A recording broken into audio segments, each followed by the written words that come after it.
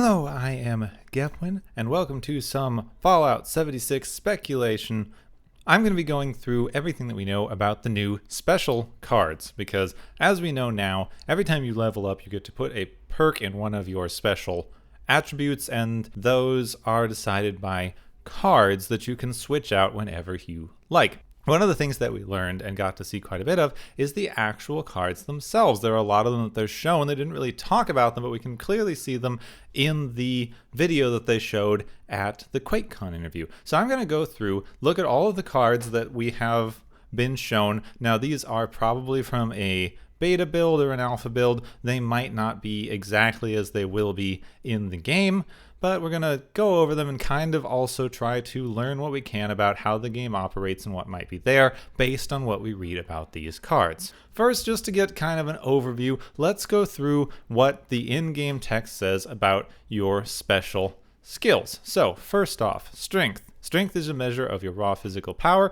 It affects how much you can carry and the damage of all melee attacks. So basically the same as it has worked in other games. Perception affects your awareness of nearby enemies, your abilities to detect stealthy movement, and your weapon accuracy in VATS. The only particularly interesting thing that I find here is that it says your ability to detect stealthy movements. Now, as they've previously said in other interviews, when you crouch on the map and go into stealth, your map marker disappears for other players in the game. So does this mean that with a high enough perception, you'll be able to then reappear on certain people's maps? So for example, if you are a character with really high perception, would you kind of get a bubble around you in which you might be able to see someone's map marker appear if they start moving? Or maybe with high enough perception and the right perks, you might just be able to see them on the map marker within a certain radius of you, is how I would imagine that works. But again, that's just pure speculation on my part. Endurance. Endurance is a measure of your overall physical fitness. It affects your total health, the action point drained from sprinting, and your resistance to disease. So exactly the same as it worked in Fallout 4. If it is anything like Fallout 4, the gains to your health are going to work retroactively. So every time you put points into endurance, you're going to raise more health. I don't know if that's exactly how it's going to work in this system. Probably, but it may just give you more room for perk cards that may raise your health or other defenses as you go. We have to wait to see how that's going to work out with this new perk card idea. Charisma. Charisma is your ability to lead and help others. It allows you to share higher point perks and also affects your rewards from group quests and places where you barter. Now, this is an interesting one. We have no idea how the bartering system is going to work in this game.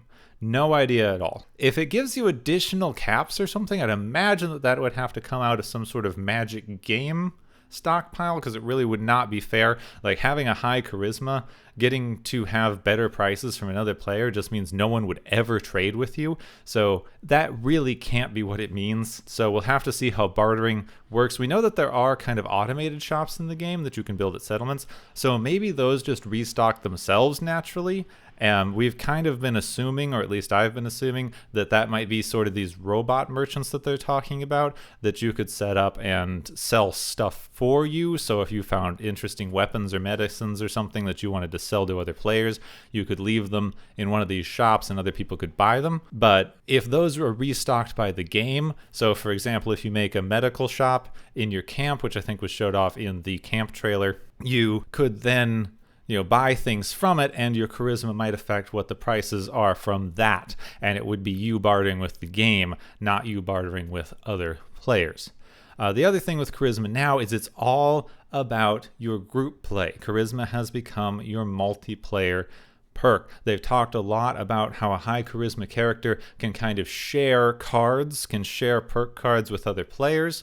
When you're in a group, can do a lot of other effects. We're going to see some of the perk cards later on that affect this skill, and I think make it kind of interesting. Not really for the playstyle that I am planning to employ, but still a pretty interesting addition and a massive change to how the game is going to work overall in comparison to other Fallouts. Intelligence. Intelligence is a measure of your overall mental acuity and affects your ability to hack terminals, the condition and durability of items that you craft, and the return you get from scrapping. This tells us that terminal hacking makes a return to the game. That's kind of welcome news for exploration and whatnot. Affecting the condition of your crafted items is very interesting. We know that item degradation is returning to the game, and we know that a crafting system is in the game. It sounds more complex than the kind of item and material crafting that you had in Fallout 4, where you could get an item and then based on the perks you had unlocked, you could make specific modifications to a weapon that you have. They make a lot of mention in other things and in some of the perk cards that I've looked at and we'll get to plans. So it sounds like you have to actually go out and find special recipes and plans for things that you're going to make. And this means that the higher your intelligence, the kind of higher initial durability your items are going to have, somewhat similar to how in Fallout 3, the more blueprints that you had for a special weapon you could craft, like for example the railway rifle or the shish kebab, the higher starting durability that weapon would have once you crafted it. Now, the one thing that this really doesn't say here, which it may or may not affect, it really doesn't say anything about your XP gain. Now, traditionally in Fallout and a lot of other RPGs, intelligence kind of marks how fast you level up. The higher intelligence you are, the more experience points you gain from doing things. And it's not mentioned here. Now, could it be an effect that's not mentioned? Yes. But it usually would be if that's the kind of thing it's doing. So maybe they removed that to kind of even out the level progression across all players. I have heard mention of a couple of charisma perks that raise your overall XP gain. And I know that they've mentioned a couple of cards that we'll get to later that can also raise your XP gain, but it's not mentioned in intelligence, which would be kind of a major departure, but I could see why they would do that so that not everyone is just playing a max intelligence character to try to get the best XP gain they can and level up faster than other people who are playing. Agility. Agility is a measure of your overall fitness and reflexes. It affects the number of action points in VATS and your ability to sneak. So this kind of gets into a thing with perception. It says it affects your ability to sneak. So perhaps there's some sort of calculation that the game will do based on your sneaking ability, probably any perks specific to sneaking that you have, and your agility level that kind of pair off against another player's perception for whether or not you show up on the map or not, probably based on what you're doing. So like if you shoot something, you probably show up on the map. If you're moving around, there may be a kind of percentage chance that you show up on the map based on the relative difference between your agility and their perception would be a way that I could imagine that working. Also, number of action points you have. We know that VATS is now real time, but it's probably still very, very useful. Agility builds used to be very, very powerful in Fallout 4 and Fallout 3 and New Vegas, but overall, this could be a slightly lower action point using game now that VATS is real time and doesn't offer you the same tactical advantage that it used to, even though it still sounds like it's going to be very, very useful to use. Luck is a measure of your general good fortune. It affects the recharge rate of critical hits, as well as the condition and durability of items that you loot. Now that is kind of interesting. I believe that may have been a mechanic in Fallout 3 and New Vegas, but I'm not sure. I was never completely up on how the weapon degradation worked in those games. But being able to find weapons that are not degraded as much is going to be pretty useful. Also, the recharge of critical hits, that probably works in exactly the same way that it did in Fallout 4, where the more hits you make in VATS, your critical meter will charge, and then you can expend a critical whenever you feel like it. I would imagine that it's exactly the same system, even though we don't have any confirmation of how either VATS or critical hits are going to work in Fallout 76. So the first two perk cards that we get introduced to are strength cards. So the way that this was explained is every level you pick a special stat. When you pick it, that stat goes up by 1. You can do that 50 times between level 1 and level 50. So you get to allocate 50 points overall. Now each one of your special stats has certain cards that are associated with it. Your perk cards, you get to assign one out of a pool every time you level, and then there's some other ways to gain additional random cards that we'll go into in a little bit. The first two cards that we get introduced to are a card called Gladiator and a card called Through Hiker, which I believe is a reference to hikers on the Appalachian Trail, which is just a little bit of trivia that I happen to know. So, Gladiator, your one-handed melee weapons now do 10% additional damage. We're shown later that these can level. So the number, that little star indicator that you see is the level. Both of these are 1 out of 3 possible levels, and we do see later on that cards have different possible levels that they can actually be leveled to. It seems to range somewhere between 1 star and 3 stars with what we've seen so far. So Gladiator is a melee weapon perk. The interesting thing here is that it specifies one-handed melee weapons. So they are drawing a distinction in this game between one-handed melee and two-handed melee, where previously the only real distinction in melee characters was between unarmed and melee weapons. The one-handed, two-handed, heavy, slow, etc. of melee weapons really didn't come into effect in the Fallout games, aside from maybe a little bit of sneak attack and perks that were very specific for like slow, fast weapons.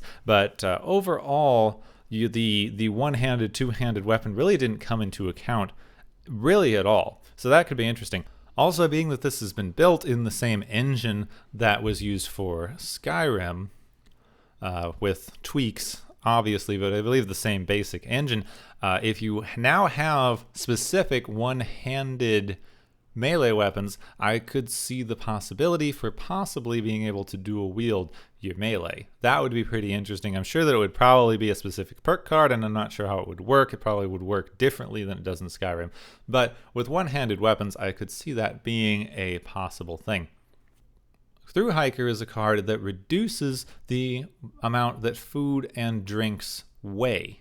It just says food and drink, so it doesn't specify water. I'm not sure what's going to count as a food or a drink. So, for example, something like beer, I'm not sure if that would count as a drink or not. It may just be anything that reduces your thirst meter, and we don't know what that is yet. Now, this seems like it's going to be pretty useful, especially being the new survival elements. You're going to have to be eating and drinking all the time. Being able to carry more of that with you without affecting your weight limit too much is, of course, going to be a good thing. And as we see, the first rank reduces it by 30%, and we can level it up 3 times. So on this screen, we get shown a few cards. This was when they were talking about leveling up cards, so that we just leveled up Gladiator to level 2. So now you see it costs 2 points of strength instead of the 1 that everything else costs. So this was a little bit confusing, but looking at it, it seems fairly obvious that the amount of strength perception, any of your special stats that you have, affects the number of cards that you can have. So, for example, this character that we're seeing this screen of right now has a strength of 3. That means that they could equip the Gladiator card and 1 additional strength card. So that's a pretty interesting system that I think is useful to keep in mind when we're going forward here. So the little number at the top is going to be something that affects the number of these cards you can have. And then, of course, the more powerful the card is, the better it does, but also the more points of your special stats it is going to take up. And they did say that there are some circumstances where maybe you have a build where you want to keep around a lower level version of a card that you might have duplicates of, so that you can have a 1-point card instead of a 2-point card, because it frees up points for something else that you might want. So the level 2 of Gladiator has 2 of its stars filled out, and now just does 20% additional damage instead of 10. The other cards that we see on this screen are a Green Thumb. You have a 25% chance to recoup twice as much when harvesting flora. So this is kind of similar to a Wasteland Survival Guide that you would get in Fallout 4 that gave you double meat. I would imagine that something similar would appear here. This has a chance of giving you double vegetables, which is probably pretty useful, being the new eating mechanics and also the crafting mechanics. It will just give you more resources overall. This is 25%. I would imagine that every new level is going to give you an additional percentage chance. Probably not, going from double to triple, though it may work that way. Slower metabolism. All food satisfies hunger to an additional 15%. Again, this is level 1 of 3. I would imagine that leveling it up is going to get you just additional hunger satisfaction, so possibly, up to 30% hunger satisfaction as you level up. The interesting thing with this is this one is locked at level 5. This is shown as a level 4 character, so it has a big lock on it, and you can't actually equip it until level 5, which means that some of these cards are going to be considered too powerful for lower level characters, and you can get cards that you cannot unlock yet, possibly more, just so you can plan out the builds as you go, is one of the things that they said for that. Happy Camper. Hunger and thirst grow 40% more slowly when you are in a camp or a team workshop. It's an interesting one that camps and team workshops are listed as separate things. I don't know if that just means a camp that is owned by one of your allies, or if a team workshop is a completely different entity in the world.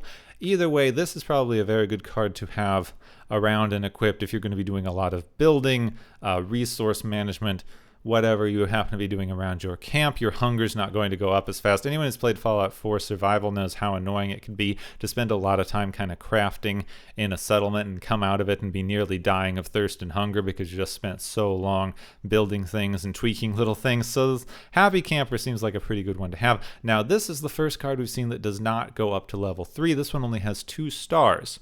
So it just shows the variance in the amount that you can upgrade certain things.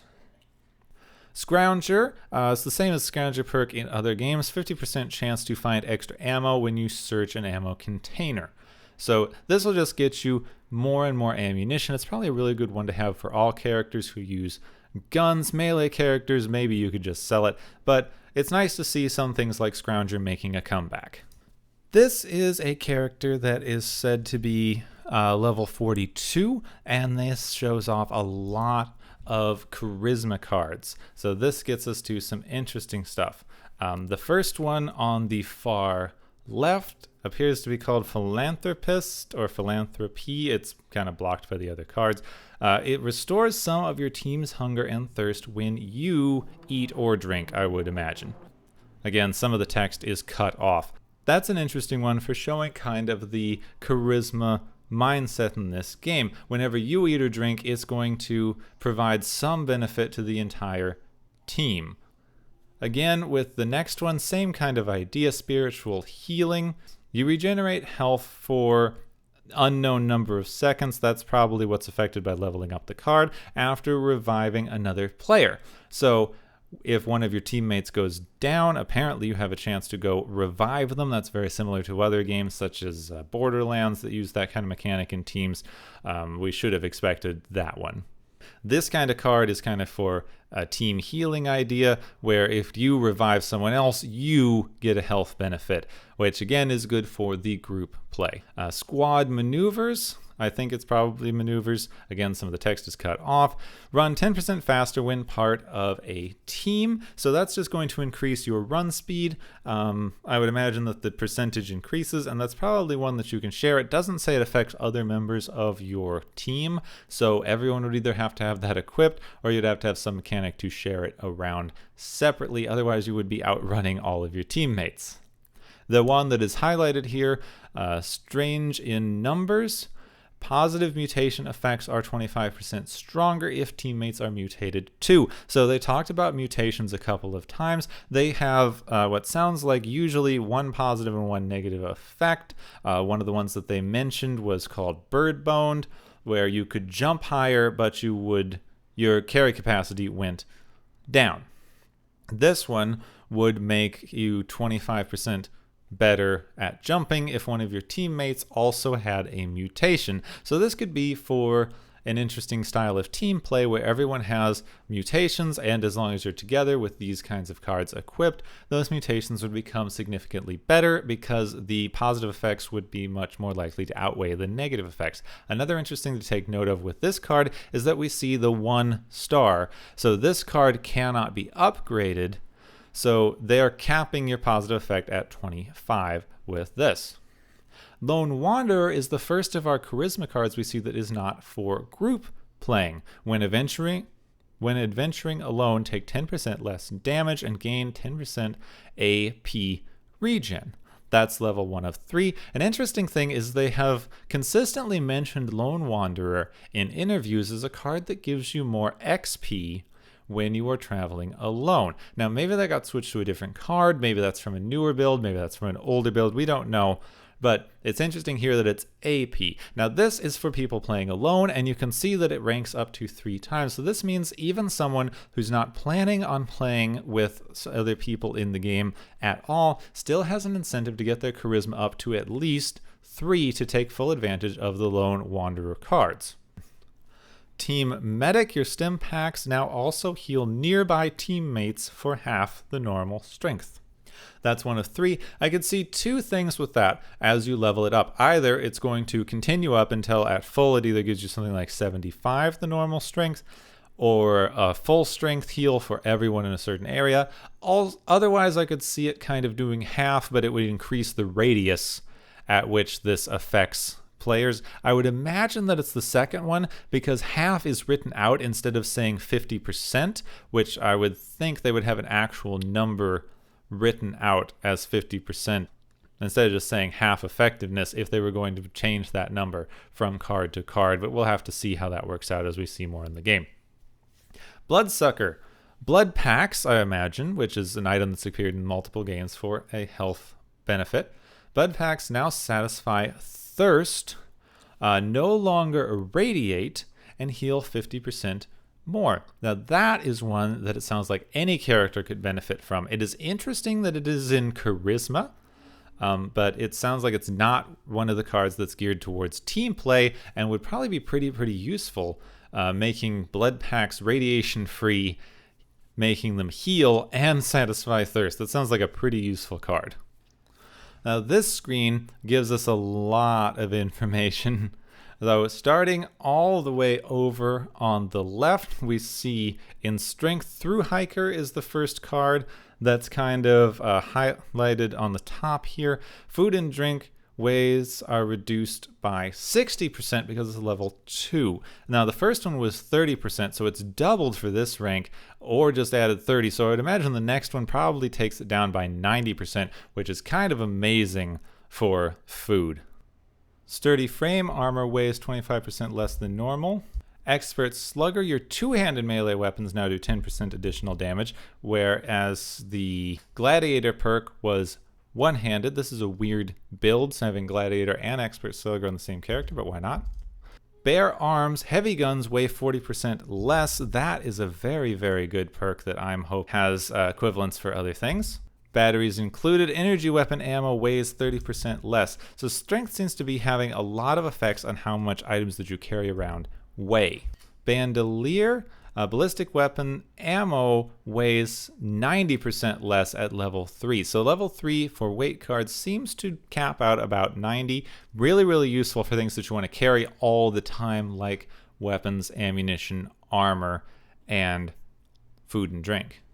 Perception is what I'm very excited about because it says perceptibobble. So kind of like perceptible, but perceptibobble. It's a pun. Yeah, but it says you hear directional audio when in range of a bobblehead, which means bobbleheads are back in the game. I always kind of figured they would be, but this is the first confirmation that we get, and it's really exciting to me.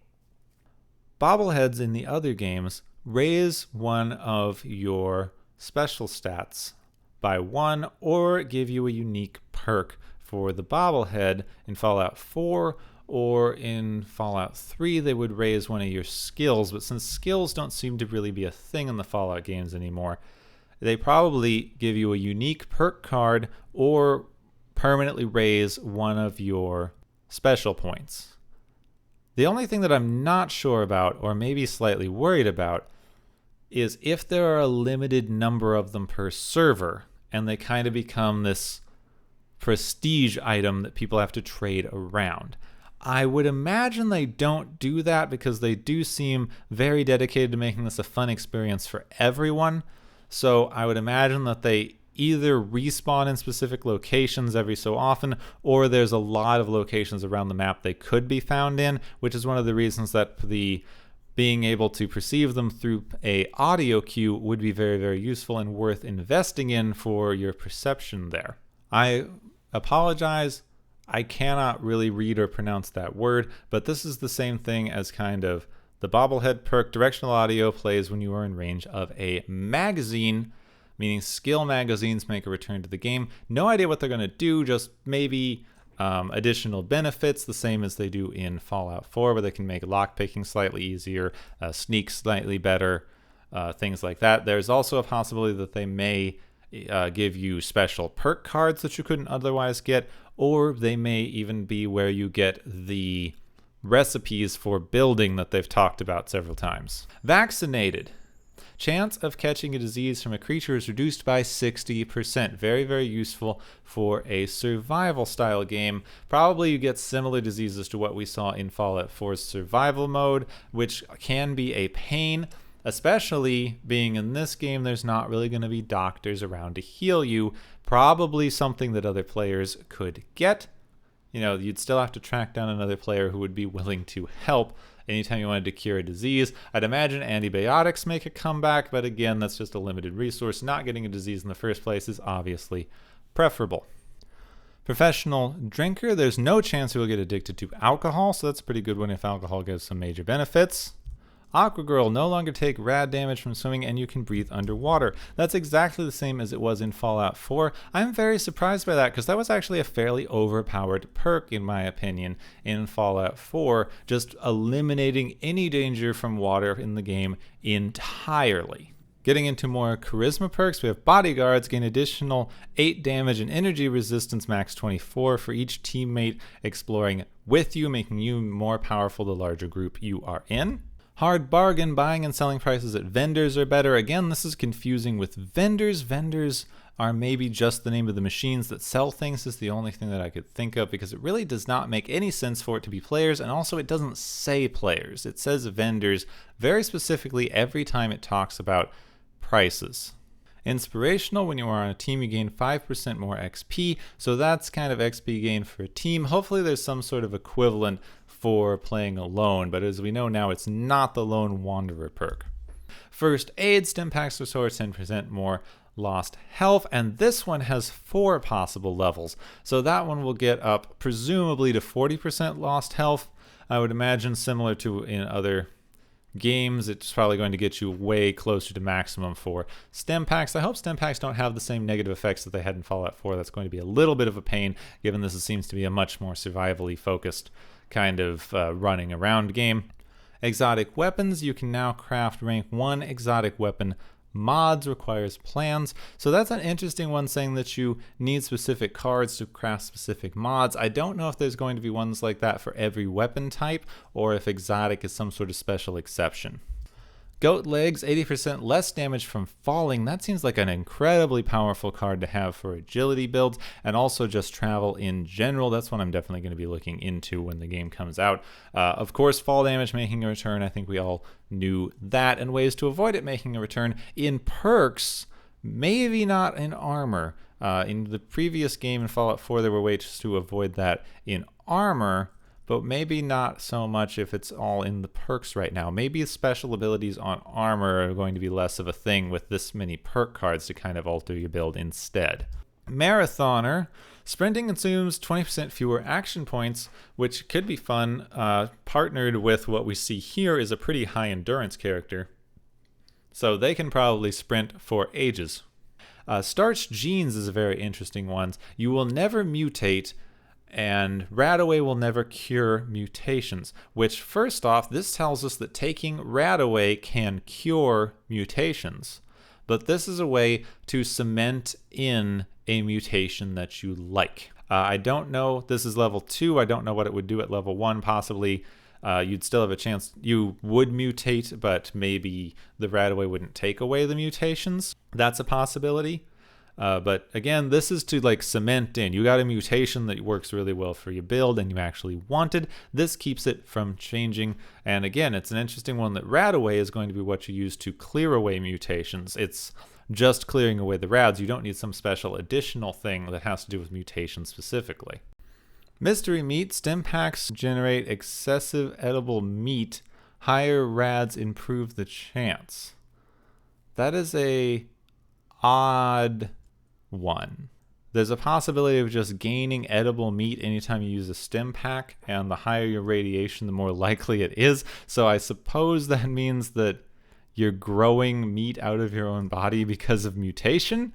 That's kind of interesting, but free food, which in a survival game is actually pretty useful. Mysterious Stranger appears more often when using VATS. Now, I'd imagine level 1 is they appear at all, and level 2 is more often, level 3 is more often than that. It's interesting that Mysterious Stranger is making a comeback, being that the real-time VATS and the fighting players seems like it would make it pretty overpowered if a Mysterious Stranger shows up and just can kill an enemy. Possibly they can't show up for players, or they do significantly less damage than they did in other games. But overall, I'm actually very surprised to see Mysterious Stranger making a comeback, even though it has been in all of the Bethesda-style games. Luck of the Draw. Your weapon has a 10% chance to regain condition when hitting an enemy. That seems incredibly powerful for the weapon degradation system, especially since this is only rank 1 of 3. That seems like a really, really useful idea, that using the weapon could possibly improve its condition instead of lowering it over time. There's a possibility that once you get that up to a high enough level, either it's going to really significantly reduce the amount of time that it takes a weapon to degrade, or possibly if you're landing enough shots with it, it may even just keep it regenerating at a high enough rate and level that you would never have to repair it, or you could always have it in full condition. This little expanded bit here just shows us a few additional random cards. We've got Dromedary, which is kind of a reference to camels. All drinks quench thirst by an additional 15%. That's kind of the similar vein to Slow Metabolism, which is the other card we see here, but we saw that before. Happy-Go-Lucky, your luck increases by 2 while under the influence of alcohol. It's interesting, this shows us that we also have the passive luck and whatever enhancements, so special point enhancements, that aren't going to affect how many cards that you can hold probably, but are going to give you the additional benefits of things like luck and your other special stats. Quack Surgeon, revive other players with liquor. That seems like a pretty good one for multiplayer stuff. If you're in a group, if you're kind of the group doctor, you don't have to use stim packs for reviving. And the other one that we hadn't seen before is Contractor. Crafting workshop items cost 25% fewer materials. That's a pretty good one. That seems to be an intelligence based on the color and little eye icon that I just saw now. Of course, it's intelligence. So that seems like a pretty good one for the crafting. As they move on, we also see Master Hacker gain 1 hacking skill, so hacking terminals, of course, making a return. Lockout time is reduced. So that means that you also have the lockout, but the lockout is going to be more significant now because it's a live game where things and players can just come and attack you whenever they want. But of course, this being a game without pausing means that hacking in general is going to be kind of dangerous because things or other players could sneak up on you while you are using the terminal, which makes that kind of interesting. This is the first look we get at Perk Card Packs, which is something that you just unlock from leveling. It has been confirmed, despite everyone's fears, that this is not something you can buy. It is not a microtransaction system that's a pay-to-win thing to get perk cards. It's just something that you get naturally through leveling up that just give you a wide range of cards that you might not have otherwise considered taking for your levels. The only new one that we get is Expert Heavy Gunner. Non-explosive heavy guns now do 10% additional damage. I'd imagine that's stuff like miniguns. I don't know what else would count as heavy. Maybe if the harpoon launcher is making a comeback. The art on that is ridiculous. Also, this was listed as a gold card, so possibly you can get rarer cards that you might not be able to get through the normal leveling system, or perhaps they are difficult to show up during the normal leveling system out of these perk card packs. Also, they said every time you get a piece of gum, which actually keeps your hunger from going up as fast for a limited time when you use it. So that's pretty interesting as well. Well, I believe that is every perk card that we know about so far. Some little additional things that they mentioned. They continue mentioning there being perk cards that give you additional XP for playing alone, which seems pretty good. And it makes sense since they do have the inspiration card that gives you additional XP for playing with other people. It's only fair that those of us who like to play solo get a little additional XP benefit as well. They also mentioned kind of leveling up and getting perks can give you more accuracy in VATS and also let you target specific limbs in VATS. So when you start out with VATS, you can only target the body as a whole, and then through different perk cards, you can up that to be able to aim for individual limbs. I imagine that's probably only like one level perk card, something that you might get early on after you've learned the system a little bit. The things that I'm most excited for, skill magazines and bobbleheads making a return, and also the indicator to find them so you're not going to miss them.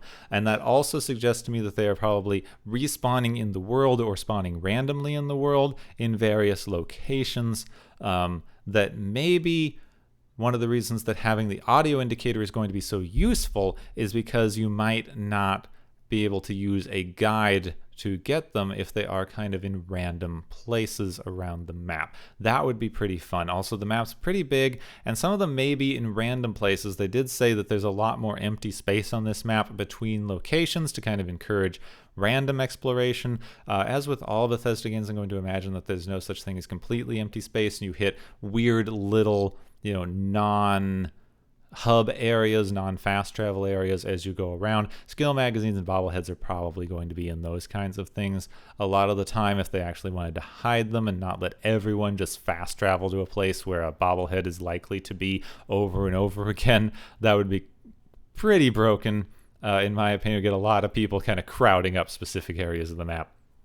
Other things, I like all of the things that reduce your weight. Reducing the weight of your armor is something that I always wanted in Fallout 4's survival mode, and there was very little way to do it.